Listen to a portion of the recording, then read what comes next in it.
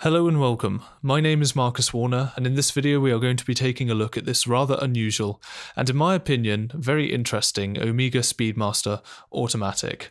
This is the reference 3539.31 Marui Panda Speedmaster, I guess you could call it. And I acquired this watch, well, literally about 2 weeks ago, secondhand from Canada.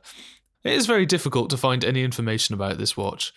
The Japanese market receives quite a few unusual Speedmasters that the rest of us don't see, or at least don't see until later, such as the Mitsukoshi, which is quite a famous one.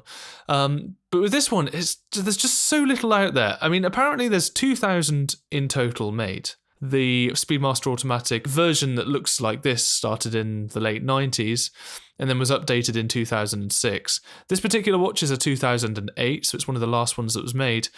And I mean, logic dictates that there's between 1,000 and 700, but I would go so far as to say that there may even be less than that, perhaps 700 to 500 of these watches out there. I'm not a watch critic, I'm not a watch expert by any means. In fact, I've only really been into watches now for about a year, but I thought I'd make this video for two reasons. Firstly, I think this watch is very unusual and probably deserves to be talked about a little bit more just because it's got a couple of unusual features that we'll get into shortly. And also, this particular example that I've bought is in really, really stunning condition, and I feel that I want to document it as it is now because my plan is to wear this watch. So I thought I'd get some video documentation and show you. I mean, it is just stunning. I will zoom in and show you some close-up shots on top of this, but it has very few nicks and scratches. I presume it's been boxed most of its life, and we actually have the caseback sticker as well. I mean, that in itself is pretty incredible. So if you're familiar with the original Speedmaster automatics and the two versions, the regular versions of this without the Panda dial, you'll know pretty much everything there is to know about the dimensions and the mechanicals inside. It's got the updated Dupois-Dupree movement, applied hour markers, sapphire glass. Now, whilst I'm not particularly familiar with the Schumacher editions or any of that kind of thing, this Marui does have a couple of standout features which I have yet to see in any other watches from Omega. One of which is the fact that even though this is the updated version with the applied hour markers and such, it still kept the Arabic numerals.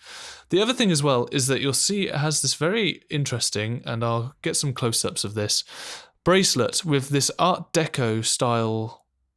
It's not ribbing, I guess it's a kind of ridged texture, which from a distance looks a bit like brushed steel.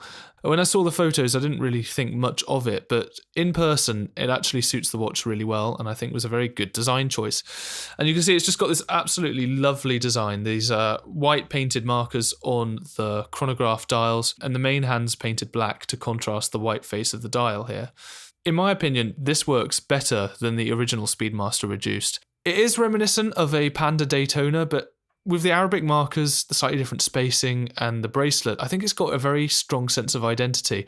Keeps time relatively well, about 20 seconds off per day. Chronograph is working absolutely fine. Let's see the minute markers. I'm still getting, I'm so new to the world of watches, I'm still getting used to reading these dials here. I keep thinking that an hour's gone past when it's only 30 minutes. But as you can see, it's working very smoothly and effortlessly. Let's stop it there and reset it.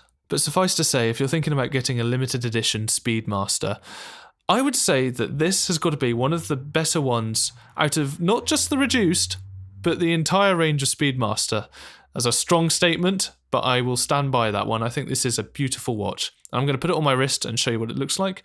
And then I think on camera, I'm going to be removing the caseback sticker because I intend to wear this watch and I find this sticker actually rather annoying. So let's do this. Got the, another benefit of the later version, it has the button deployment clasp rather than the friction one.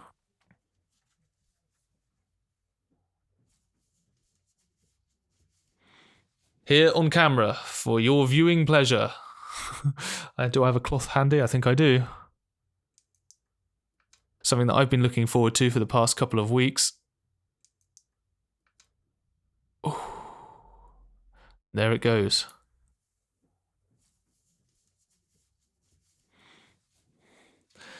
And there we have it. Actually, feel the horse now. There we go. That was not the weirdest thing that I've ever said, but it was pretty close. So there we have it, an unusual and somewhat interesting Omega Speedmaster automatic. It's well designed, it's excellent quality as you'd expect, and if you're looking for a watch that will either retain or even go up in value, I would say that this has got to be a pretty strong contender for a good one to go for. Not this particular one though, because I intend to keep this for many years to come. That's it for today then. Thank you for watching my first ever watch video. I hope you enjoyed it. If you have any feedback, criticism, or any additional information on this watch that I've neglected to mention, please let me know in the comments below, and I will see you later.